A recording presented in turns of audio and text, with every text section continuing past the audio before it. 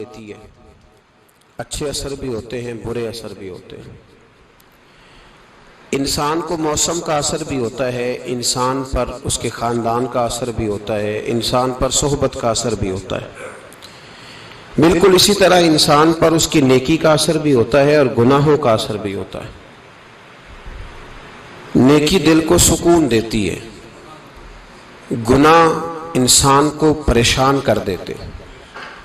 نیکی اللہ کی رحمت کو متوجہ کرتی ہے۔ پھر حالت یہ ہوتی ہے کہ انسان اپنی ان پریشانیوں کا حل کہیں اور ڈھونڈتا پھرتا ہے، حالانکہ جب گناہوں کی بیماری لگے تو اس کی شفا توبہ میں ہوتی ہے، اس کا حل اللہ کے حضور معافی مانگنے میں ہوتا ہے، پہچاننے میں ہوتا ہے کہ مجھ سے کہاں غلطی ہو گئی، کس جگہ جا کے کمزوری میں نے دکھائی۔ ہر انسان اچھی، ٹھنڈی، خوبصورت، سکھ والی زندگی چاہتا ہے۔ اللہ کریم نے سورہ نحل کے اندر ارشاد فرمایا، من عامل صالحا من ذکر او انثی، فرمایا جو بھی اچھے عمل کرے، چاہے مرد ہو چاہے عورت ہو، وہو مؤمن، شرط یہ ہے کہ مومن ہو، فلنحیینہ حیاتا طیبہ، فرمایا ہم اسے پاکیزہ زندگی عطا فرما دیں گے، حیات طیبہ دے دیں گے اسے، پاکیزہ زندگی۔ شرط کیا ہے؟ من عاملہ صالحا، نیک عمل کرے۔ کون سے عمل کرے؟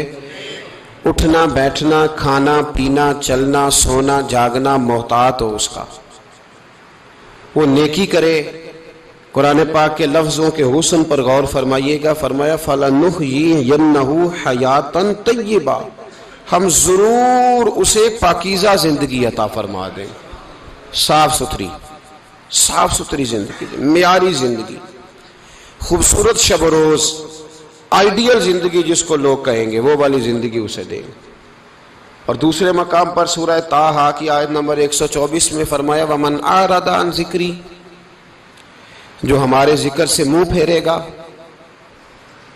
جو ہمارا کھا کے چہرہ کسی اور طرف کرے گا، جو چلے گا ہماری زمین پر لیکن توجہ کسی اور طرف ہوگی، آسمان کی چھت ہماری بنائی ہوئی لیکن اس کے خیالات کہیں اور ہوں گے، فَإِنَّ لَهُ مَعِيشَةً ضَنْكًا، فرمایا ہم اسے تنگ زندگانی عطا کر دیں گے، اس کی زندگی تنگ ہو جائے گی، اس کی معیشت تنگ ہو جائے گی۔ گناہ زندگی کو تنگ کر دیتے ہیں، نیکی زندگی میں آسانی پیدا کرتی ہے۔ آپ کو اگر زندگی میں سکون چاہیے ہو تو آپ کسی غریب کی خدمت کر کے دیکھیں، اللہ کتنا سکون عطا کرتا ہے۔ آپ بڑے پاورفل بھی ہیں، بڑے طاقتور بھی ہیں اور بڑے باوقار بھی ہیں، لیکن کسی کو گالی دے کے آپ کا دل کبھی ٹھنڈا نہیں ہوگا، تکلیف ہوگی، اس کے اندر آزمائش ہوگی۔ ڈاکٹر ریسرچ کرتے ہیں، ڈاکٹر وہ کہتے ہیں گناہ کرنے سے آدمی جسمانی طور پر کمزور ہوتا ہے، لیکن وہی عمل اگر وہ بطور نیکی کرتا ہے تو اللہ اس میں اسے قوت عطا فرماتا ہے، اسی عمل میں اللہ اسے قوت عطا کر دیتا ہے۔ میں صرف اشارہ دے رہا ہوں، اس بات کی تفصیل میں نہیں جانا چاہتا۔ میرے عزیز یہ یاد رکھیں کہ نیکی آپ کو سکون دے گی، نیکی آپ کو ٹھنڈا کرے۔ اللہ تبارک و تعالیٰ نے قوموں پہ عذاب نازل کیا اور قرآن مجید فرقان حمید نے ان قوموں کے تذکرے بیان فرمائے۔ بھائی کس لیے بیان کیے؟ کہ ہم عبرت حاصل کریں، ہم یہ غور کر لیں کہ یہ کام ہم نے نہیں کرنا، اس کام سے ہم نے بچنا ہے، ہم نے غور کرنا ہے کہ یہ چیز ہمارے اندر۔ لوگ کہتے ہیں نہیں جی نہیں، ہم پہ یہ عذاب نہیں آئے گا، بالکل نہیں آئے گا، اس میں شک نہیں۔ پر اللہ نے بیان کس لیے کیا تھا؟ بیان کیا قرآن مجید معاذ اللہ کسی ایسی چیز کا بیان کرتا ہے جس کی ضرورت نہ ہو؟ قرآن پاک نے ایک ایک حرف ایسا بیان کیا جس کی مسلمان کو ضرورت تھی۔ قوم نوح کا ذکر فرمایا قرآن پاک نے، حضرت نوح علیہ السلام کی قوم کو حضرت نوح علیہ السلام نے 1500 سال سمجھایا ہے، 15، کچھ لوگوں نے 950 سال لکھا ہے نا، اعلیٰ حضرت نے لکھا 1500 سال عمر ہوئی حضرت نوح علیہ السلام کی۔ اللہ تعالیٰ بندے کو جلدی سزا نہیں دیتا، بلکہ قرآن مجید میں ایک جگہ رب کریم اس طرح بھی فرماتا ہے کہ جب بندے مجھے بھول جاتے ہیں تو میں ان کے لیے نعمتوں کے دروازے کھول دیتا ہوں۔ بندہ سمجھتا ہے کہ میں کچھ تو ہے نا کہ میرے اندر کہ میں جدھر جاتا ہوں خیر ہی خیر ہو جاتی ہے. وہ سمجھتا ہے کہ میری عقل ہے، حالانکہ اللہ اسے ڈھیل دیتا ہے. اللہ اسے ڈھیل دیتا ہے. گناہوں کی سزا کے 3 طریقے ہیں. ایک ہے متنبع کرنا، تنبیہ کرتا ہے اللہ، بندہ متنبع ہو جاتا ہے، یہ اللہ کا بہت بڑا احسان ہوتا ہے. ایک ہوتا ہے مہلت دینا، اور ایک تیسرا ہوتا ہے اللہ خفیہ تدبیر کرتا ہے. تھوڑا سا سمجھیے گا، انسان پر کوئی آزمائش آئی، فوراً اس کی چھٹی اس نے کہا کہ وہ فلاں جگہ غلطی کی تھی تب ایسا ہوا ہے. ہوتا ہے نا کئی دفعہ، آواز آتی ہے نا اندر سے، چلیں بول دیں کچھ نہیں ہوتا آپ کو. اللہ جانتا ہے یہاں کوئی کچھ نہیں کہے گا آپ کو، اور ہماری تو ویڈیو بھی نہیں گھومتی، یعنی خبر بھی نہیں ہو کہ کس نے ہاں کر دی کس نے نہ کر دی. آپ بغیر ٹینشن کے بات چیت کریں، آج کچھ نہیں ہوتا انشاءاللہ تعالی. آتی ہے اندر سے آواز. میں آپ سے اس لیے ان چیزوں کی تصدیق کراتا ہوں کہ باقیوں کو بھی آتی ہے کہ نہیں، اس لیے تصدیق. کبھی کوئی کسی جگہ انسان پریشان ہوتا ہے تو محسوس کرتا ہے کہ وہاں مجھ سے ہوتا ہے نا جی. جس کو یہ نصیب ہو جائے بڑا خوش نصیب آدمی ہے. حضرت مولا علی فرماتے ہیں اگر تجھے دنیا میں سزا مل گئی تو بچ گیا ہے، سمجھ پھر اللہ کرم کرے گا، آخرت میں سزا نہیں دے گا. اور یہ یاد رکھ لے، وما اصابکم من مصیبت فبما کسبت ایدیکم ویعفو عن کثیر. اللہ فرماتا ہے دنیا میں تجھے جو بھی تکلیف پہنچتی ہے وہ تیرے ہاتھوں کے کرتوتوں کی وجہ سے پہنچتی. ویعفو عن کثیر، فرمایا کثیر گناہ تو میں ویسے ہی معاف کر دیتا ہوں. یہ جو تیری زندگی میں دکھ ہے نا، یہ بھی میری قلیل سزائیں ہیں.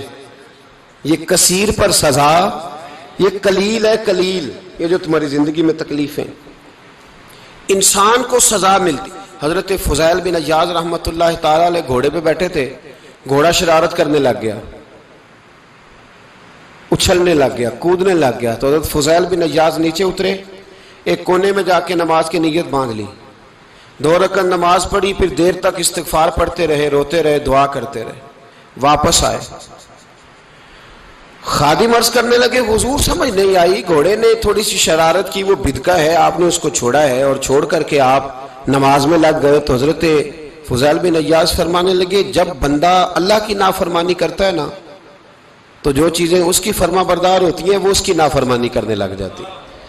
تو مجھے محسوس ہوا تھا کہ میں نے کہیں اللہ کی نافرمانی کی ہے، اس لیے ایسا ہوا ہے کہ میرے گھوڑے نے میری، تو میں توبہ کرنے لگا ہوں. اور اب دیکھتا ہوں بیٹھ کے بھلا کیا ہوتا ہے. میں نے سچی توبہ، حالانکہ مجھے یاد نہیں کہ میں کہاں بولا، پر کھری اور سچی توبہ کی. دوبارہ گھوڑے پہ بیٹھے تو گھوڑا بالکل صحیح ہو کے ساتھ چلنے لگ گیا. میرے بھائی جب یہ تنبیہ ہے اللہ کی طرف سے، یہ متنبع کیا جاتا ہے کہ تو بعد آ جا. بہت ساری جگہوں پہ انسان کو وقتی طور پر اگر سزا مل جائے، نبی پاک علیہ السلام کی خدمت میں ایک صحابی آئے، بات مضبوط کر دوں، واقعہ سنایا ہے نا تو کچھ لوگ سمجھتے ہیں کہ یہ واقعہ ہے، تو میں ایک حدیث پاک امام بہقی کی لکھی ہوئی عرض کرتا ہوں. نبی پاک علیہ السلام کے ایک صحابی آئے اور ان کا سر پھٹا ہوا تھا، خون بہ رہا تھا. سرکار نے فرمایا کیا ہوا؟ عرض کی حضور ایک عورت جا رہی تھی، میری نظر پڑی، ابھی نظر پڑی ہے کہ میرے آگے ستون آ گیا تو میرے سر پہ لگ گیا. نبی پاک صلی اللہ علیہ وسلم نے فرمایا تیرے لیے خوشخبری ہے، اگر دنیا میں تیری غلطی کی تجھے سزا ملی ہے تو پھر رب تجھے قیامت میں سزا نہیں دے گا.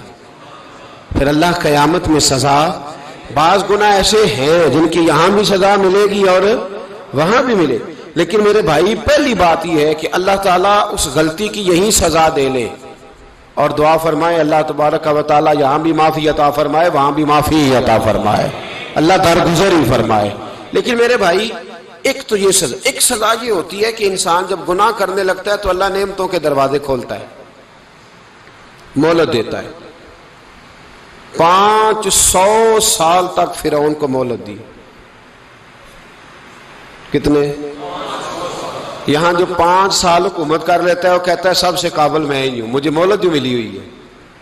500 سال مہلت دی اللہ تعالیٰ نے. اور فرعون کی قوم پر پتہ عذاب کس طرح کے آئے تھے؟ ٹڈیاں مسلط کر دی اللہ نے. یہ گھومتی نہیں چھوٹی سی، ہم اپنی زبان میں اس کو کچھ لوگ مختلف ناموں سے یاد کرتے ہیں، کوئی مکڑی کہتا ہے، کوئی کچھ کہتا ہے، مسلط کر دی، جاتی نہیں. ان پر بنی اسرائیل کے ان مقابل جو فرعون کی قوم تھی ان پر الزام اس طرح کا عذاب آیا کہ مینڈک مسلط کر دی اللہ تعالیٰ. برتن کھولتے تھے اندر مینڈک نکلتا تھا. دنیا کی ہر دوائی استعمال کرتے تھے لیکن مینڈک نکل آتا تھا. تھوڑا سا سمجھا کریں چیزوں کو. ہمارے رنگ نہیں زیادہ گورے کہ ہم پر عذاب نہیں آتا. کوئی بہت زیادہ اللہ تعالیٰ معاف فرمائے دولت نہیں جمع کرا بیٹھے شاہی خزانے میں کہ ہم سے پوچھا نہیں جائے گا. یہ مہلت ہے, مہلت کو مہلت سمجھو. پھر جب پکڑ آتی ہے نا اللہ کریم کی, میں نے دیکھا ہے کروڑوں روپیہ 6 اولادیں. ایک شخص کے بچے باہر سے آ رہے تھے, وہ بندہ بیمار تھا. مجھے کہنے لگا حضرت جی دعا کریں میں ان کے آنے سے پہلے مر جاؤں ورنہ آ کے مجھے مار دیں گے. دعا کریں. اتنی بے سکونی, کروڑوں روپیہ پڑا ہے تو یہ عذاب نہیں؟ کوئی ضروری ہے کہ پتھر ہی برسیں گے تو سمجھ آئے گی؟ یہ جو سگا بیٹا بوڑھے باپ کے قریب سے گزر جاتا ہے سلام نہیں لیتا تو اس کو عذاب نہیں سمجھتے؟ یہ جو امت کی بیٹیاں, امت کی بچیاں, ہماری بچیاں ایک سال کے اندر 75,000 ہزار بچی ایک ڈویژن سے بھاگ کے شادی کر رہی ہے اور ایک صوبے سے, تو اس کو آپ اللہ کا عذاب نہیں سمجھتے؟ یہ معمولی بات ہے. نہیں ہمارے رنگ ہو رہے ہیں, ہم بڑے سمارٹ ہیں. 1500 سال مہلت دی نوح علیہ السلام کی قوم کو. کتنے سال؟ بول کے بتائیے, بول کے دوبارہ بولیے. 1500 سال. کوئی آدمی اپنی سمارٹنس پہ خوش نہ ہو جائے کہ 20 سال ہو گئے میں تو نافرمانی بھی کر رہا ہوں, روٹی بھی پک رہی ہے, میں تو حرام بھی کھا رہا ہوں پھر بھی سب ٹھیک ہے. 1500 سال مہلت دی. پھر حضرت نوح کہنے لگے اللہ میں نے تو بڑا سمجھایا نہیں باز آتے. تو رب کریم نے فرمایا کشتی بناؤ. اللہ کے پیغمبر کشتی بنانے لگے تو قوم مذاق اڑانے لگ گئی. اب کیا کرنے لگے ہو؟ اب کشتی بنانے لگے ہو, خیر تو ہے, قوم مذاق اڑا رہی ہے. حضرت نوح علیہ السلام کا آپ نے کشتی بنائی, پانی کہاں سے نکلا؟ نہ بارشیں ہوئی نہ سیلاب آئے. ایک تندور تھا اس کے اندر سے پانی نکلنا شروع ہو گیا. کبھی تندور سے بھی پانی نکلا ہے, پر جب نکالنے والا چاہتا ہے تو وہاں سے بھی ایک تندور سے پانی نکلا. اتنا نکلا, اتنا نکلا, اتنا نکلا کہ قوم ساری ڈوب گئی. قرآن مجید کے صفحات شہادت دیں گے کہ حضرت نوح کی قوم کا بچہ بہ گیا. بچے صرف وہ تھے جو حضرت نوح کے ساتھ ہو گئے, تباہ ہو گئی. اللہ بے نیاز ہے, بے نیاز. 1500 سال مہلت ملے اور تو پھر بھی کہے رب بڑا کریم ہے معاف کر دے گا. 1500 سال تجھے گنجائش دے اور تو کہے کوئی نہیں بات معافی ملنی چاہیے ابھی بھی. میرے بھائی حضرت صالح علیہ السلام کی قوم, حضرت صالح نے تبلیغ شروع کی تو کہنے لگے پہلے معجزہ دکھاؤ. جی آج تو نہیں لوگ معجزے مانگتے ہیں. آج بھی لوگ کرامتے اور معجزے, اللہ معاف کرے, جو چیزیں معجزہ تو ہو نہیں نہ سکتا لیکن آج بھی لوگ, آپ یقین کریں, کہتے ہیں یہ بڑی نمازیں پڑھتا ہے تو پھر بخشا کیوں نہیں گیا, پھر کیوں نہیں منو سلوا کیوں نہیں اترا اس پر, پھر میں بھی اسی طرح ہی ہوں, کیا اس کے اندر خوبی آ گئی؟ مولوی بھی ویسے ہی ہے, صوفی بھی ویسے ہی ہے. لوگ مانگ نہیں رہے, لوگ دلیلیں مانگ نہیں رہے, ابھی بھی لوگ بحث نہیں کرتے. کیا فرق آ گیا جی؟ ویسے ہی ہیں سارے. اللہ تعالیٰ سے ڈرنا چاہیے. ہمیں سامنے والے کی طرف دیکھ کر صحیح ہونے کا حکم نہیں ہے, ہمیں اپنی اصلاح کا حکم ہے. اپنی طرف دیکھ کے اپنے آپ کو ٹھیک کرنے کا. الزام لگا کے گزر جانا اس کا کوئی مطلب. سنو اور یاد رکھو, حضرت صالح علیہ السلام سے کہنے لگے پہلے معجزہ دکھائیں. تو حضرت صالح علیہ السلام نے فرمایا اونٹ کہاں سے پیدا ہوتے ہیں؟ کہا اونٹنی کے بطن سے. فرمایا آؤ میں تمہیں پہاڑ کے اندر سے اونٹنی پیدا کر کے دکھاتا ہوں. کہاں سے؟ پہاڑ کے اندر سے. حضرت نوح ساتھ لے کے گئے تو پہاڑ کے اندر سے اونٹنی نکلی اور اونٹنی بھی گابن تھی, اس کے پیٹ میں بچہ, اور اونٹنی اتنا دودھ دیتی تھی کہ ساری بستی دودھ پی جاتی تھی پھر بھی دودھ بچ جایا کرتا تھا. لیکن حضرت نوح علیہ السلام نے فرمایا اب تم نے دیکھ تو لیا یہ اسے, یہ جتنا دودھ دے گی روٹی بھی اتنی کھائے گی. ایک دن تم سارے پانی پیو گے, ایک دن یہ سارا پانی پیا کرے گی. ایک دن تم سارے باقی جانوروں کو گھاس کھلاؤ گے, ایک دن یہ اونٹنی, اور اونٹنی کا نام کیا؟ ناقۃ اللہ. اللہ کی اونٹنی. کس کی اونٹنی؟ نام کیا ہے؟ اللہ کی. یہ اللہ کی اونٹنی ہے. تو حضرت نوح علیہ السلام کی اونٹنی فرمایا اس کی بے ادبی نہ کرنا. باز نہیں آئے لوگ، باز نہیں آئے. کہنے لگا جی دودھ دینا تو ٹھیک ہے، پر یہ جو سارا پانی پی جاتی ہے نا یہ صحیح نہیں. یہ جو ساری گھاس کھا جاتی ہے یہ نہیں ٹھیک. دودھ دینا تو ٹھیک ہے پر یہ نہیں صحیح. آپ نے فرمایا اسے کچھ نہ کہنا، اللہ کی اونٹنی ہے. میں کہا کرتا ہوں ان لوگوں نے ناقۃ اللہ کی بے ادبی کی. حضرت نوح علیہ السلام کی اونٹنی کی ٹانگیں کاٹ دی، صالح علیہ السلام کی. اور دیکھو اللہ بڑا بے نیاز ہے، اگر پیدا کرنا جانتا ہے تو حفاظت کرنی نہیں جانتا.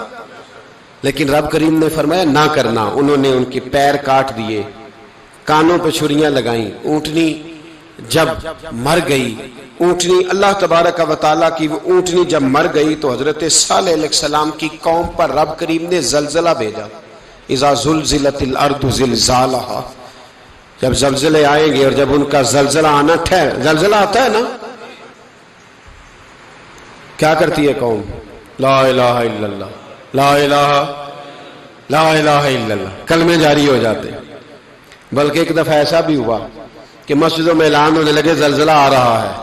جو فجر کے لیے نہیں اٹھے زلزلے کے لیے وہ بھی اٹھ گئے. جن کا دعویٰ ہے نا میری سویرے آنکھ نہیں کھلتی، ان کی لگی نہیں کتنے گھنٹے، بعد میں بھی نہیں لگی. ٹی وی پہ اعلان ہوتے رہے کوئی نہیں آ رہا، سو جاؤ چپ کر کے. لیکن آنکھ لگی. موت سے تو ڈرتا ہے، اللہ سے ڈرتا ہی نہیں. موت کا خوف ہے، رب کا نہیں. زلزلہ آیا، ساری قوم تباہ ہو گئی. بتاؤ اگر ناقت اللہ کی گستاخی ہو تو اللہ ناراض ہو جاتا ہے، اور اگر اولیاء اللہ کی ہو، اگر اولیاء اللہ کی ہو تو رب ناراض نہیں ہوتا. شرم نہیں آتی لوگوں کو داتا صاحب کی بے ادبی کرتے، شرم نہیں آتی لوگوں کو غوث اعظم کی گستاخی کرتے، حیا نہیں آتی جنہوں نے دین پھیلایا ان کی بے ادبی. میں درد سے کہتا ہوں، رو کے کہتا ہوں، اور اگر کلیجہ پھٹ سکے تو میں دکھاؤں زخم کتنے. ایک حج کے موقع پر ایک بابا جی، اس سال 4,80,000 روپے کا پرائیویٹ حج تھا، اور بابا جی کی کیفیت کمزور تھی، بیچارے بیمار تھے. اس کے باوجود وہ گئے. بوڑھے آدمی، جا کے بیٹھیے، بزرگ. اور کتنی مشکل ہے وہاں منا، مزدلفہ، عرفات، طواف زیارت. کتنا مشکل کام ہے طواف زیارت کرنا، طواف وداع کرنا. کس کٹھن سے حج کیا، بڑھاپے میں پیسے بھی لگائے. اور جب وہ روضہ رسول پہ گئے صلی اللہ اور انہوں نے جا کے نبی پاک صلی اللہ علیہ وسلم کے روزے کی طرف منہ کر کے درود شریف پڑھا تو ایک ملا نے اٹھ کے کہہ دیا تو مشرک ہے. تو میری روح کانپی. میں نے کہا تجھے شرم نہیں آئی، حیا نہیں آئی؟ اس کی عمر دیکھ، کس بڑھاپے میں کہاں سے چلا، کہاں آیا. یہ مشرک ہوتا تو کسی مندر میں جاتا، یہ مشرک ہوتا تو کسی گرجے میں جاتا. یہ مشرک نہیں، یہ مومن ہے. اور یہ وہ والا مومن ہے جس کے سینے میں دل جب دھڑکتا ہے تو خالی دھڑکتا نہیں، ساتھ وہ محمد عربی پہ درود و سلام بھی پڑھتا ہے. شرم نہیں آتی لوگوں کو؟ اتنی بڑی گستاخی کرتے. جو روضہ رسول پہ آیا مشرک ہے. میں نے تو ایک مولوی کو صاف صاف کہا تھا، میں نے کہا اگر میں مشرک ہوں تو نکالو، مشرک کا داخلہ تو یہاں ویسے ہی منع ہے. شرم نہیں آتی؟ اپنی زبان کا ایک پاس کرو کچھ. اتنا ظلم، اتنی بڑی فرقہ واریت امت میں، اتنا امت کو تقسیم کرتے ہو، تمہیں شرم نہیں آتی؟ جہاں سے اتحاد کا پیغام دینا چاہیے وہاں سے تم لوگوں کو فرقے کا پیغام دیتے ہو، ایک مقصود فرقے کی تبلیغ کرتے ہو. خدا را تو میں کہہ رہا ہوں ناقت اللہ کی بے ادبی پہ عذاب آتا ہے، تو اولیاء اللہ کی بے ادبی پہ نہیں آتا. داتا صاحب ساری زندگی تبلیغ کرتے رہے، ایک آدمی نے اٹھ کے کہہ دیا جناب وہ تو شرک کا اڈا ہے، تو رب کریم ناراض نہیں ہوتا ان باتوں سے. ہمیں خیال کرنا چاہیے، اللہ سے ڈرنا چاہیے. ان چیزوں سے عذاب آتا ہے اور آ رہا ہے. اللہ تعالی ہمیں محفوظ فرمائے. اللہ ہمیں اس سے، قوم لوط پہ بھی عذاب آیا. ہم جنس پرستی، مرد مردوں سے بدکاری کرتے. حضرت نوح نے سمجھایا کہ یہ کام درست فطرت کے خلاف ہے، یہ کام درست نہیں. جب انسان یہ کام کرتا ہے تو زمین اور آسمان کانپتے ہیں. اب میں کیسے کھول کے بتاؤں، میرے پاس اعداد و شمار ہیں کہ پاکستان کے اندر اس کام کی کیفیت کیا ہے اور کس طرح کر کے لوگ. میں تو رونا روتا رہتا ہوں داڑھی کا. لوگ کئی دفعہ کہتے ہیں حضرت صاحب پہلے بھی آئے تھے تو داڑھی کی بات، پھر بھی آئے تو داڑھی کی بات، تو میں رونا روتا ہوں. اس لیے روتا ہوں کہ جو کلین شیو نوجوان ہوتا ہے وہ امرد کے حکم میں ہے، اس پر وہی حکم لگتا ہے جو عورت پہ لگتا ہے. اس کے ساتھ مرد کا اٹھنا بیٹھنا اسی طرح ناجائز ہے جس طرح عورت کے ساتھ. حضرت جنید بغدادی رحمت اللہ تعالیٰ علیہ کے سامنے ایک شخص نے کہا وہ کتنا خوبصورت نوجوان جا رہا ہے، تو آپ فرمانے لگے تو حافظ قرآن نہیں؟ کہا ہاں. فرمانے لگے جا اپنے حفظ کی خیر بنا. وہ شخص کہتا ہے میں نے اس بغیر داڑھی والے کلین شیو نوجوان کو بری نظر سے دیکھا، مجھے قرآن پاک ہی بھول گیا، سارا قرآن پاک بھول. اور کتنے سال میں دعائیں کرتا رہا، بیت اللہ کے طواف کرتا رہا، میں یاد بھی کرتا تو نہیں ہوتا. کیسے اب تو ہمارا نعت کہاں بیوٹی پارلر سے ہو کے آتا ہے، ہم کسی اور کو کیا پیغام دیں؟ وہ پیغام، وہ نظام، وہ طریقہ کار جس کا حکم تھا شریعت میں. قوم لوط پر عذاب آیا. صحیح بیٹھتے ہوں گے بچے جو موٹر سائیکلوں پہ بیٹھتے ہیں. میں نے گجرانوالہ کی سڑکوں پہ بچوں کو، نوجوانوں کو جو تماشے کرتے سر عام دیکھا ہے تو مجھے ڈر لگتا ہے. اور کوئی روکنے والا نہیں، شغل ہو رہا ہے، ہنس رہے ہیں، اور سامنے عورتیں بھی ہیں، سب ہو رہا ہے. کتنی تکلیف کی بات. حضرت نوح کی قوم یہ کام کرتی تھی، قرآن پاک نے بیان کیا ہے. حضرت نوح نے سمجھایا، فرمایا رب کریم نے تمہیں اپنی خواہش پوری کرنے کے لیے جائز طریقہ عطا فرمایا، عورتوں سے نکاح کرو، اور اس نکاح کی برکت سے جو اللہ تمہیں اولاد دے گا اس کو اللہ تبارک و تعالیٰ تمہارے لیے باعث بخشش بھی فرمائے گا. لیکن جب قوم نہ مانی تو جو قوم میں لوط کا عمل کرے اس کا علاج قرآن نے بیان فرمایا کہ آسمان سے پتھر برسیں گے. پھر پتھر برسے اور جن کے بڑے بڑے اچھے دماغ تھے ان کے دماغ چکنا چور کر دیے گئے، تباہ کر دیے گئے، ان کے دماغ زمین پر بچھاڑ دیا گیا. اللہ مہلت دیتا ہے لیکن اس کا مطلب یہ نہیں کہ انسان توبہ ہی نہ کرے. حضرت شعیب علیہ السلام کی قوم پر بھی عذاب آیا، اس لیے کہ بددیانتی کرتی تھی، ناپ تول میں کمی کرتی تھی. میں نے کہا تھا شب قدر کی رات کہ یہ کوئی تماشا ہے کہ شب رات آئی تو ساری رات روتے رہے، یا اللہ معاف کر دے، یا اللہ معاف کر دے، رو رو کے چیخے مار مار روئے. شب قدر آئی تو پھر چیخے ماری، ساری رات روئے. تو جس بندے کا پروگرام ہی نہیں سویرے بدلنے کا، دکان پہ بیٹھ کے پھر وہی ناپ تول میں کمی، پھر وہ اللہ تعالیٰ معاف کرے. میں ایک مضمون پڑھ رہا تھا تو وہ فوڈ کے اسپیشل لوگ تمہیں لکھا تھا مہربانی کرو ملاوٹ ہی اچھی چیز کی کر لو، مرچ میں کیری تو نہ ملاؤ اینٹوں کی، وہ تو بیمار کرتی ہے، وہ تو خون کی آنتوں کو روک دیتی ہے. وہ کہنے لگا، اور وہ کہتا ہے میں تمہیں بتاتا ہوں کون کون سی چیز ملائی جا سکتی ہے، وہ ملا لو. خدا را اس قوم پہ رحم کرو، مہربانی. ایک دوست ہے ہمارے، میں وزیر آباد میں ان کے گھر بیٹھا تھا تو ایک میڈیکل، میرا کسی شخص پہ اعتراض کرنے کا میں مجموعی بات کرتا ہوں. میں ایسے ڈاکٹروں کو جانتا ہوں جو اللہ تعالیٰ فضل کرے سچ مچ کے نیک ہیں، اچھے لوگ. تو بچے کا میڈیکل سٹور ہے تو والد بیمار ہو گیا تو کہتا ہے ابا جی ڈاکٹر صاحب نے کہا آپ کو ڈرپ لگنی ہے. تو سگے باپ کو ڈرپ لگانے لگا تو باپ کیا کہتا ہے پتر تیری مہربانی مینوں کوئی اصلی لائی، وہ نہ لائیں جڑی لوکاں نوں لانا ہے. اب وہ پیار سے سنا رہا ہے بات.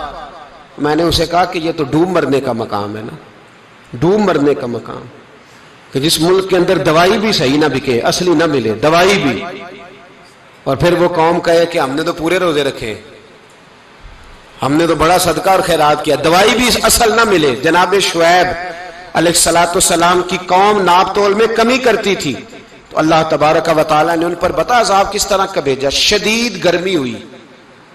اللہ ہمیں محفوظ فرمائے، سارے آمین کہہ دیا. دیکھیں کتنا اچھا موسم کر دیا رب کریم. اللہ ہمیں محفوظ فرمائے، اللہ رحمت فرمائے. شدید گرمی کی لہر آئی، باہر اتنی گرمی ہوئی کہ لوگ اپنے گھروں میں گھس گئے. جس طرح سورج کی شعاعیں گھروں کے اندر داخل ہو جاتی ہے اس طرح گرمی کی لہر اندر داخل ہوئی. اور جس طرح کسی کو آگ لگ جائے تو وہ آدمی اچھلتا کودتا ہے نا، اس طرح یہ لوگ اچھلنے لگے اور اچھل کود کے مر گئے. جرم کیا تھا؟ ناپ تول میں کمی کرتے. حضرت داؤد کی قوم بھی تباہ ہوئی. جرم کیا تھا؟ ہفتے والے دن مچھلیاں نہیں پکڑنی تو یہ پکڑتے تھے. حکم ہے نا مسلمان کو نماز کے ٹائم کوئی اور کام نہیں کرنا، نماز پڑھنی ہے. میرا خیال ہے مسلمان تو فٹافٹ آ جاتے ہیں، سارے ہی پہنچ جاتے ہیں نا مسجدوں میں. ہلکا ہلکا بول رہے ہیں آپ، کیوں نہیں پہنچتے؟ اگر حضرت سیدنا، اور پتہ انہیں سزا کیا ملی؟ اللہ نے فرمایا اس ٹائم عبادت کرنی ہے، کام نہیں کرنا، وقت نہیں ہے کام کا۔ انہوں نے مچھلیاں پکڑی، 12,000 لوگ تھے، پتہ ہے مالک نے سزا کیا دی؟ بندر بنا دیا اللہ کریم۔ قرآن مجید کا پہلا سپارہ پڑھے، فَجَعَلْنَاهَا نَكَالًا لِمَا بَيْنَ يَدَيْهَا وَمَا خَلْفَهَا۔ اللہ فرماتے ہیں پچھلوں کے لیے بھی عبرت بنا دیا، بعد والوں کے لیے بھی عبرت، نشان عبرت بنا دیا۔ بندر بن گئے، اور جو ان کے دوست جو بچ گئے تھے ان کے پیر چومتے تھے، روتے تھے۔ 3 دن بندر بن کے زندہ رہے، پھر اللہ نے سب کو اجتماعی موت دے دی۔ تو اگر مسلمان سے اللہ کہے کہ نماز کے ٹائم کاروبار نہیں، جمعے کے ٹائم کاروبار، تو مسلمان کہتا ہے نہیں مجھے مہلت ملی ہوئی ہے۔ یہ تو اس وقت پتہ چلتا ہے نا جب بچے ڈیوٹی لگاتے، ہاں ہاں ہاں عذاب آتا ہے، اس وقت پتہ چلتا ہے۔ میں نے دیکھا یہ منظر، اس وقت پتہ چلتا ہے جب بچے کسی ملازم 6,000 کے کی ڈیوٹی لگاتے، کہتے ہیں ابے کا دھیان رکھنا، ہم دکان پہ بیٹھنے لگے۔ پھر اسے سمجھ آتی ہے اگر میں نماز کے ٹائم مسجد میں ہوتا تو آج میری اولاد میری خدمت میں ہوتی۔ میں نماز کے ٹائم مسجد نہیں گیا تو بچوں نے 6,000 کا ملازم بٹھایا ہے، ابا جی کا خیال رکھ، ایک نرس بلائی ہے تو خیال رکھ۔ کدھر ہوتے ہیں مسلمان نماز کے ٹائم؟ ایک عیسائی نے اعتراض کیا ہے، سنیں، وہ کہتا ہے مجھے لگتا ہے مسلمانوں کے 3 خدا ہیں۔ مسلمان اڑ گیا، کہنے لگا نہیں ہمارا تو ایک ہے، کہا نہیں 3 ہے، معاذ اللہ استغفر اللہ، ہمارا ایک ہے۔ کہنے لگا نہیں میں ثابت کرتا ہوں، ایک تمہارا خدا 5 نمازوں کا ہے، ایک رمضان کا ہے، ایک عید کا ہے۔ لگتا ہے معاذ اللہ عید والا زیادہ تگڑا ہے، تم زیادہ آتے ہو، رمضان والا لگتا ہے اس سے کچھ کمزور ہے، تم تھوڑے آتے ہو، اور 5 نمازوں والا شاید سب سے کمزور ہے۔ بات عقل کی ہے کہ نہیں؟ اس نے اعتراض ٹھیک کیا، تو مسلمان کو چاہیے نا خیال کرے۔ ایک یہودی نے لکھا تھا، اس نے کہا تھا جس دن مسلمانوں کی تعداد فجر کی نماز میں اتنی ہو گئی جس دن جتنی جمعے میں ہوتی ہے، اس دن نہ کوئی یہودی سازش کرے گا نہ کوئی عیسائی تلوار نکالے گا۔ شرط یہ ہے کہ یہ اسی طرح فجر پڑھنے آئیں جس طرح جمعہ پڑھنے آتے ہیں، تو پھر کوئی شخص بھی ان کو کسی جگہ شکست دے سکتا تو اپنے ہمارے گناہ ہمیں پریشان کرتے۔ یہ جتنی آزمائشیں ہیں ان کے پس منظر میں گناہ ہیں۔ ہماری زندگی کے اندر جتنی تکلیفیں، ہماری پریشانیوں کا سبب ہم خود ہیں۔ بہت ساری جگہوں پہ ہم غلطی کرتے ہیں، اس کی ہمیں سزا ملتی، غلطی کی سزا۔ ایک نوجوان نے مجھے بڑی گہری بات سنائی، میرا قریبی تعلق تھا، کہنے لگا گھر میں بڑا مسئلہ ہے، بڑی پریشانی ہے، ماں اور بیوی کا ماحول اتنا سخت ہو گیا ہے کہ نمٹ نہیں سکتا۔ آپ یقین کریں میں نے ڈیٹیل سے ساری چیز کو اسٹڈی کیا، میرے پاس اتنا وقت نہیں ہوتا، پھر بھی میں نے اس فیملی کو پورا پڑھا تو غلطی نوجوان کی نکلی۔ نہ اس پہ اماں اعتبار کرتی ہے نہ بیوی اعتبار کرتی ہے، اس نے جھوٹ بول بول کے اس طرح کی ماحول پیدا کر دیا ہے کہ کوئی اس پر اعتماد کرنے کو تیار ہے۔ اگر آپ ناراض نہ ہو تو ایک بات کروں، پتہ ہے گھر میں ماحول کب خراب ہوتا ہے؟ باہر والے ہماری تقریر سنتے ہیں، گھر والے ہمارا عمل دیکھتے ہیں۔ جب وہ دیکھتے ہیں نا کہ یہ کس طرح کا شخص ہے، اس کے رویے، اس کا کردار، اس کا لب و لہجہ کتنا برا ہے اور یہ کردار کا کتنا کمزور ہے۔ اعلیٰ حضرت فرمایا کرتے تھے نیک وہ ہوتا ہے جس کی تنہائی صاف ستھری ہوتی ہے، اس لیے ماحول بگڑ جاتا ہے۔ یہ جو ہم کہتے ہیں نا میرے سجن بڑے بنتے ہیں پھر ٹوٹ جاتے ہیں، کچھ لوگ ایسے ہوتے ہیں جو ان کے پاس جاتا ہے انہی کا ہو جاتا ہے، وہ کہیں اور کے قابل کیوں بھلا؟ اس لیے کہ ان کے کردار میں ٹھنڈک دیکھتا ہے، ان کے لب و لہجے میں مٹھاس دیکھتا ہے، اس شخص میں اتنی خوبصورتی دیکھتا ہے کہ اسی کا بن جاتا ہے۔ حضرت ابراہیم بن ادم کے پاس ایک نوجوان آیا، کہنے لگا میں گناہ کرنا چاہتا ہوں۔ فرمانے لگا بالکل کر، اللہ کا دیا ہوا رزق کھانا چھوڑ دے اور گناہ کر۔ کہنے لگا یہ نہیں ہو سکتا۔ فرمانے لگے چل پھر اس طرح کر، رب کی زمین پہ نہ رہ، کسی اور کی زمین پہ چلا جا۔ کہنے لگا یہ بھی نہیں ہو سکتا۔ فرمانے لگے چل اللہ کی چھت سے نکل جا۔ کہنے لگا یہ بھی نہیں ہو سکتا، تو آپ رو پڑے۔ فرمانے لگے پھر جناب اسرائیل جب آئیں تو ان سے کہنا مجھے 2-3 سال کی مہلت دے دے، پچھلی میری گناہوں میں گزر گئی، میں ذرا 3 سال عبادت کر لوں۔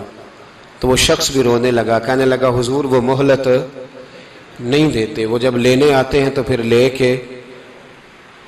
کے اللہ تعالیٰ نے جب انسان بنانا چاہا نا تو جناب جبریل کو کہا مٹی لے کے آ زمین سے۔ حضرت جبریل نے مٹی پہ ہاتھ ڈالا تو باقی کی مٹی رونے لگ گئی، اسے جدا نہ کر۔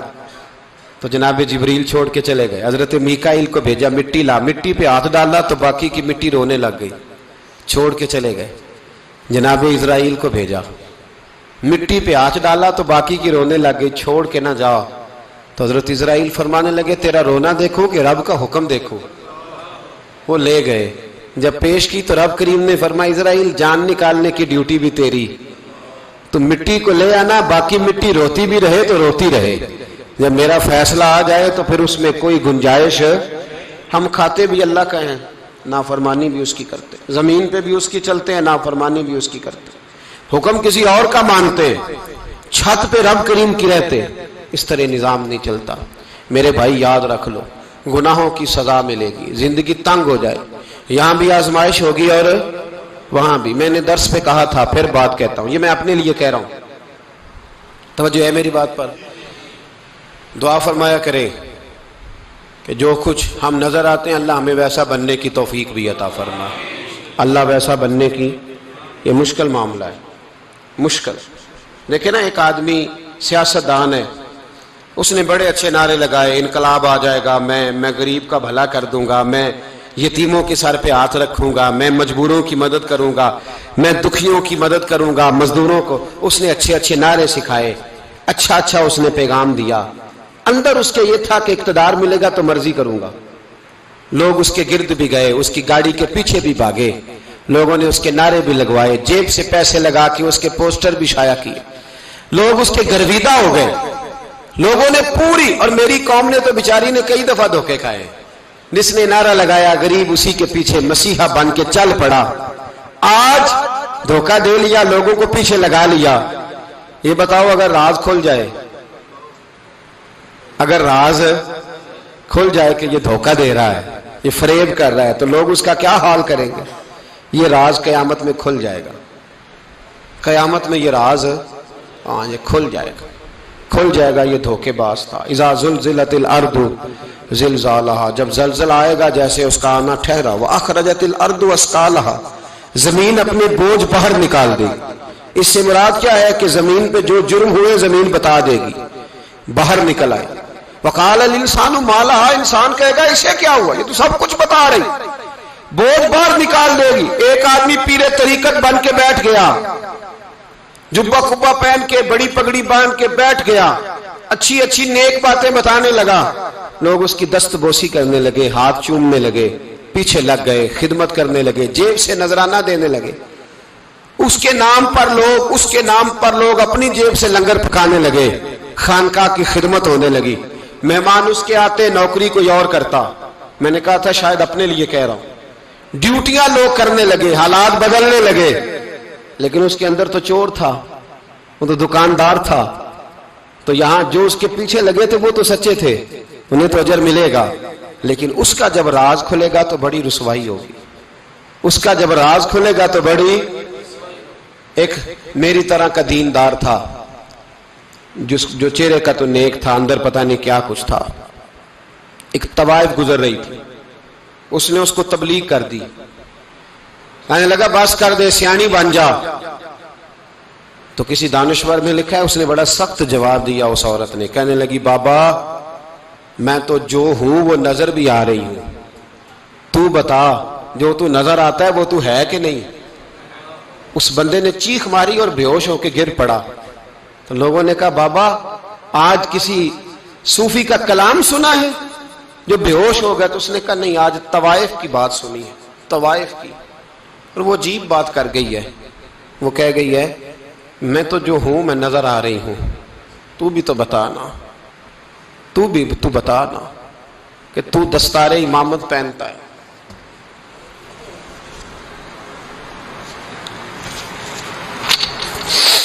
تو بتا، تو جو کہلاتا ہے تو وہ ہے کہ نہیں۔ یہ وقال الانسان ما لہا، یہ راز قیامت میں کھلے گا۔ ہم جو کچھ بتا رہے ہیں نا اپنی زبانوں سے، ہمیں اپنے گناہوں کا احساس ہونا چاہیے۔ ایسا نہ ہو کہ جب سزا ملے تو پھر اس طرح کی ملے کہ دوبارہ کسی کو کوئی منہ دکھانے کے قابل نہ رہے۔ میرے بھائی یاد رکھیں اور سمجھیں، گناہ انسان کی زندگی کو تنگ کرتے ہیں۔ میرے نبی پاک अलैहिस्सलातु वस्सलाम ने फरमाया जब तू झूठ बोलता है तो तेरे फरिश्ते किरामन कातिबीन साइड पे होके खड़े हो जाते हैं, जब तू जिना करता है तो तेरे अंदर से ईमान निकल जाता है। और नबी पाक अलैहिस्सलातु वस्सलाम ने फरमाया जब मेरी कौम में नाइंसाफी आम हो जाएगी तो कत्ल भी आम हो जाएगा। और सुन लो, लिख लेना ये हदीस दिल की तख्ती पर। नबी पाक अलैहिस्सलाम ने फरमाया जब मेरी कौम में बेहयाई और बदकारी आम हो जाएगी तो दो सजाएं अल्लाह देगा। एक तो जवान मौतें आएंगी, जवान बच्चे कुछ भी नहीं देखा चले गए। और दूसरी सजा अल्लाह ये देगा कि ऐसी बीमारियां आएंगी जिनका इलाज नहीं मिलेगा, ऐसे अमराज फूट पड़ेंगे। अगरचे मैं आपको ऐसी तकरीर भी सुना सकता था जिस पे आप बहुत ज्यादा महजूज होते, पर मैंने इस जुमे में ऐसा मौजू चुना है जिसका हमें खास जरूरत है। भाई देखे तो सही, कहीं ऐसा तो नहीं कि हम उन ऐबों में मुब्तला हैं। मेरे नबी करीम अलैहिस्सलाम ने फरमाया जब तुम नेकी का हुक्म देना और बुराई से मना करना छोड़ दोगे फिर अल्लाह तुम पर जालिम हुक्मरान मुसल्लत करेगा। और अगले लफ्ज उससे भी ज्यादा सख्त हैं। महबूब फरमाने लगे फिर तुम्हारी नेक लोग दुआएं भी करेंगे तो अल्लाह वक्ती तौर पर उनकी दुआओं को भी कबूल नहीं फरमाएगा, इसलिए कि तुम लोगों ने नेकी का हुक्म देना और भलाई से रोकना छोड़ दिया। अजीजों याद रखो, जब गुनाह आम होते तो फिर हालात बदलते और लोगों को सजा मिलती है उनके गुनाहों की। बल्कि यहां तक लिखा है कि नीयत खराब हो तो सजा शुरू हो जाती। क्या खराब हो? बोलिएगा। नीयत भी खराब हो तो सजा। हजरत रूमी कहते हैं कि एक बादशाह को पता चल गया कि एक आदमी ने बड़ा अच्छा बाग लगाया है, खूबसूरत बाग है, माल्टे का, किन्नों का बाग, बड़ा प्यारा। बादशाह ने कहा जरा जाके देखता हूं। बादशाह सलामत बाग देखने आए तो अब वो मजदूर आदमी था, आम आदमी था जिसने बाग लगाया, किसान था। उसको कहा कि चंद किन्नों तोड़ के लाया तो बड़े प्यारे लगे। एक दो और लाया, खाए, बड़े मीठे, बड़े प्यारे, बड़े तवाना, बड़ा मजा आया। तो बादशाह के दिल में ख्याल आया कि इस पे कब्जा ना कर लूं बाग पे। हमारे यहाँ ना किराए पे दुकान देता ना मालिक, तो जब किसी गरीब की चल जाती है कहता है तू खाली कर, मैंने खुद डाल ली है। चल गई ना उसकी, हालांकि रिस्क अपने अपने नसीब का है, रिस्क अपने अपने नसीब का है, जिसको अल्लाह ताला चाहता है अता करता है।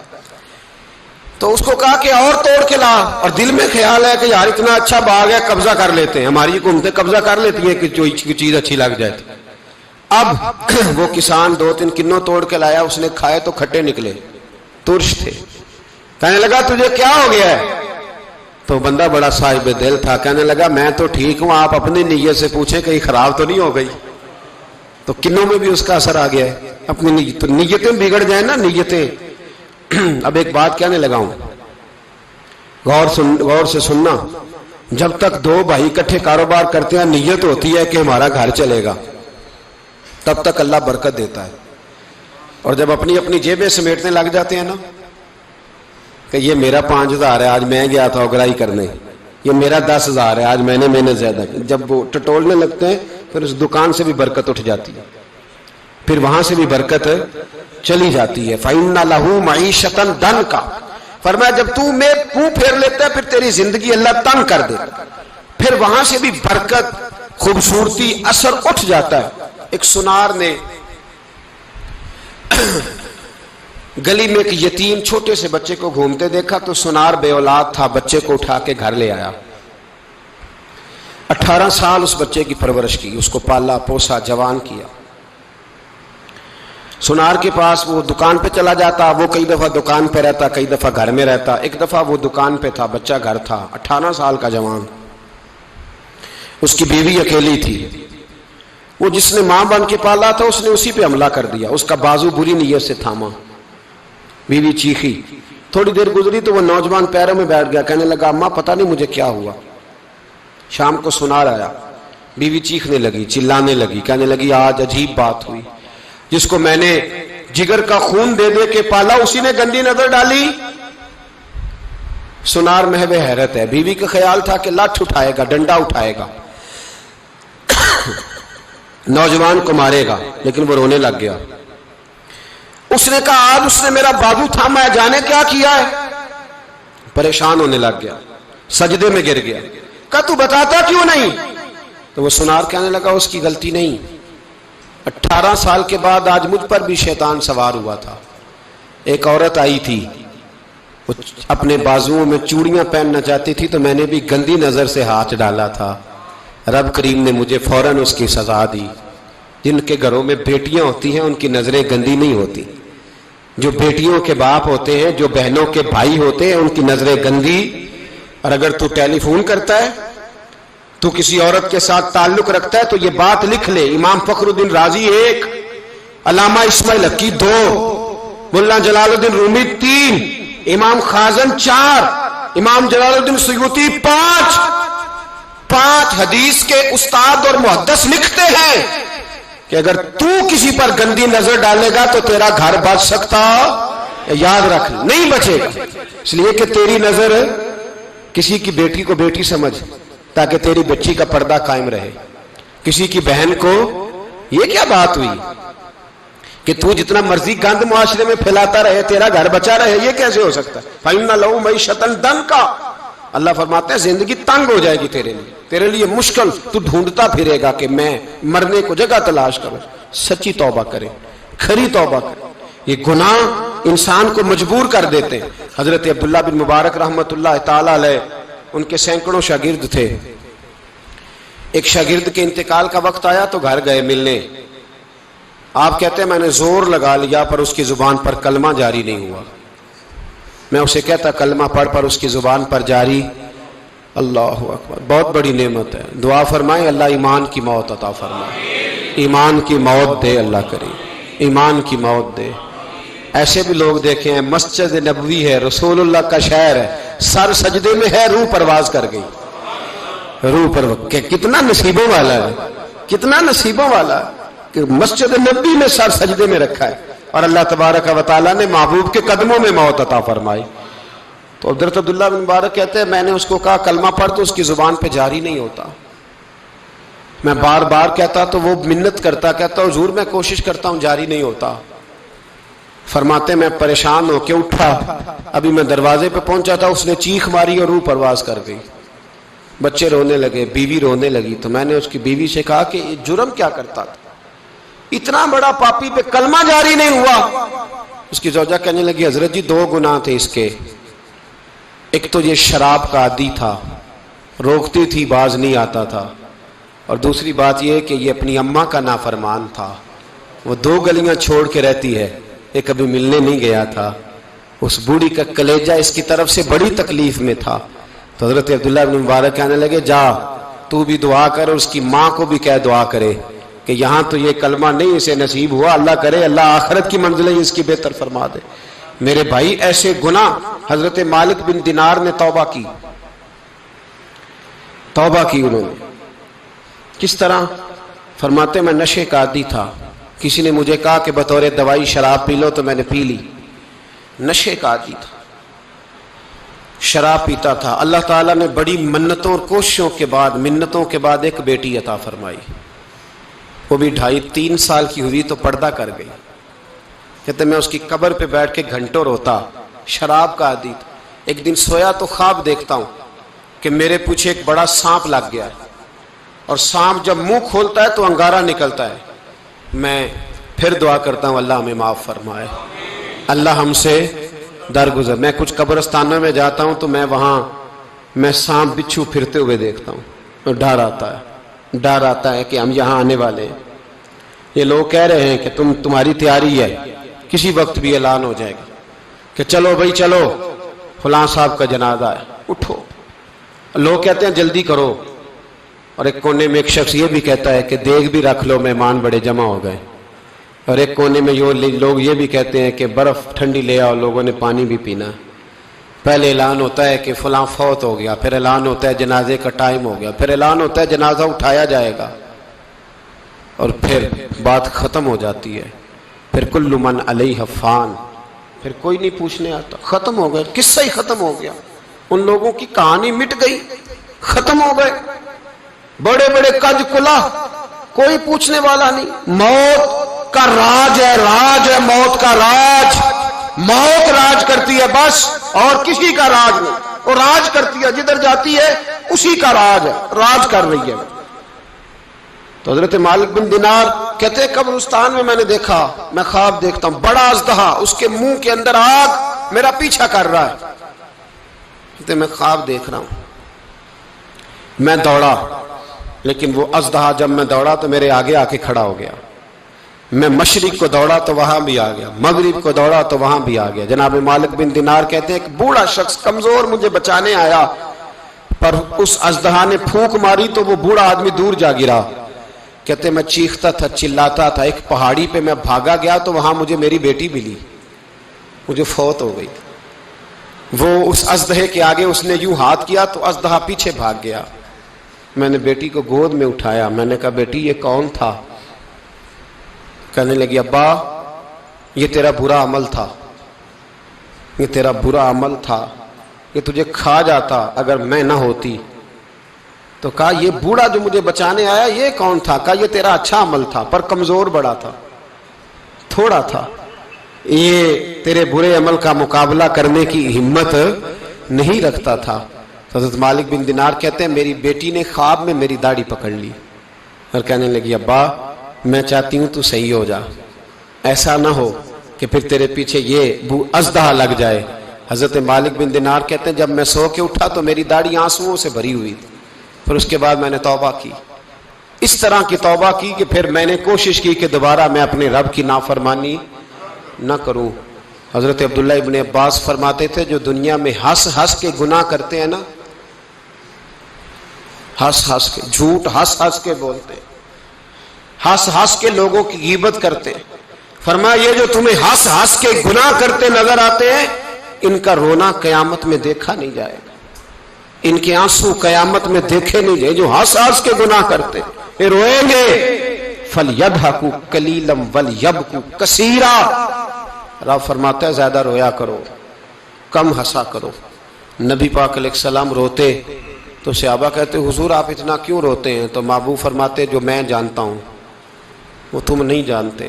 بھائیو قبروں میں اکیلے جانا ہے، کبھی غور کرنا، اکیلے کوئی بندہ ساتھ حساب دینے نہیں جائے گا. اماں بڑا پیار کرتی ہے لیکن قبر میں کبھی کوئی ماں بھی ساتھ دفن نہیں ہوتی.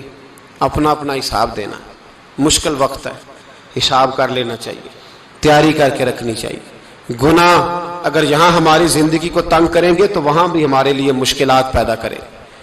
نبی کریم علیہ السلام نے فرمایا ہے کہ اللہ بڑا مہربان ہے، اللہ بڑا کریم ہے، اللہ بڑا ستار ہے.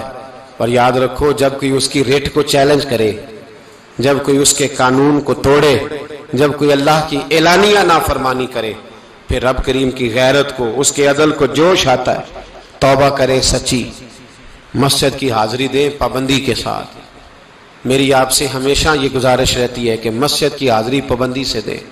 میں اپیل کرتا ہوں داڑھی رکھ لیں، یہ میرے نبی کا طریقہ ہے صلی اللہ تعالی علیہ. واپس آ جائیں. ہماری بقا نہ ہمارے دین میں ہے. کوئی نہیں ہمیں رکھے گا، کوئی نہیں رکھے گا، کوئی نہیں. میرا ایک دوست رات بتا رہا تھا کہ سعودی عرب میں ایک شخص نے 30 سال محنت کی، تو جب وہ مرا ہے وہیں اس کے گھر میں فون کیا تو اس کے گھر والوں نے کہا جناب آپ کو مشکل ہوگی ڈیڈ باڈی بھیجنے میں، وہیں دفن کر دیں. ہاں اگر اس کا کوئی پیسہ ہے تو وہ ذرا اکاؤنٹ میں بھیج دیں، بچیوں کو ضرورت ہے. او بھائی تو اکیلا جائے گا، تیرے لیے مشکل ہو جائے. اپنے بھی ساتھ یقین کریں، بچے دعائیں کرانے آتے ہیں، کہتے ہیں حضرت جی دعا کریں اللہ اماں کی سختی معاف کر دے. اس کا مطلب کیا ہے کہ اماں اب جائے، اب ہمارا نمبر آئے. بچے تو انتظار کر رہے ہیں کہ ابا جائے اور گدی پہ ہمارا نمبر آئے. تیاری ہے، اکیلے جانا ہے، اکیلے سخت سا مرحلہ ہے، اکیلے سارا کچھ فیس کرنا. آج توبہ کریں، وہاں کے کیڑے یہاں رہ کے مارے. اپنے ساتھ ظلم نہ کریں. ہم اس قابل نہیں کہ وہاں جا کے مقابلہ کر سکیں. بچیں، اپنے آپ کو محفوظ کریں، بچائیں. حساب اپنا اپنا دینا ہے. کسی باپ نے اگر اپنے بچوں کو حرام کھلایا تو بچے تو نہیں کہہ رہے تھے نا کہ حرام لے کے آ، تو باپ نے حساب دینا، والد نے.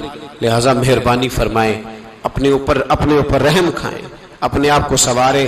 آج جمعۃ الوداع ہے، توبہ کریں.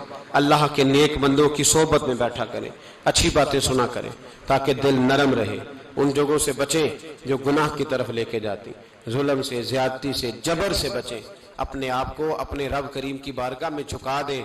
ہمارا کہیں اور گزارا نہیں، کوئی نہیں ہمیں پوچھے گا۔ اقبال رو پڑے آخری عمر میں، رو پڑے اور اللہ کی بارگاہ میں عرض کرنے لگے، نہ جہاں میں کہیں بھی امان ملی، جو امان ملی تو کہاں ملی، میرے جرم خانہ خراب